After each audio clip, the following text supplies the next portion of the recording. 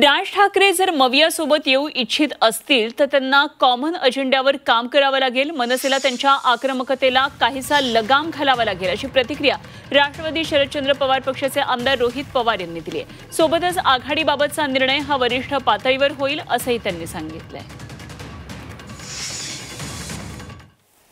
महाविकास आघाडीचं निर्माण झालं होतं तेव्हा शिवसेना म्हणजे उद्धव ठाकरे साहेबांच्या मार्गदर्शनाखाली चालणारी आणि बाळासाहेब ठाकरे साहेबांच्या विचाराने चालणारी जी शिवसेना होती, आधी अनेक वेळा त्यांनी वेगळ्या प्रकारच्या भूमिका घेतल्या होत्या.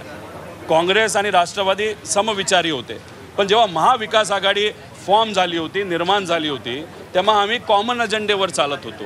एक कॉमन अजेंडा घेऊन पुढे चाललो होतो. तो विकासाचा होता, एकता होता, समानता होता, शिक्षण होतं, शेतकरी, कष्टकरी, युवा, विद्यार्थी, महिला, सुरक्षता, ह्या सगळ्या विषयांवर आम्ही एकत्रित आलो होतो. आणि त्यानंतर या तिन्ही पक्षामध्ये कधीही असं स्टेटमेंट झालं नाही ते दुसऱ्या पक्षाच्या विचाराला अडचणीत आणेल.